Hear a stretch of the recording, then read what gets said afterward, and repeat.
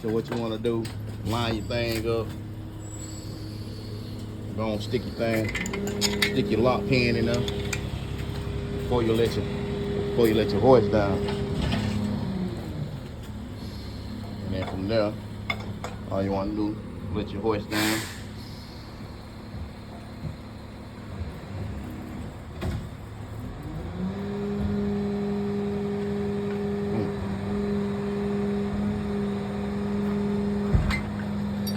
There it is.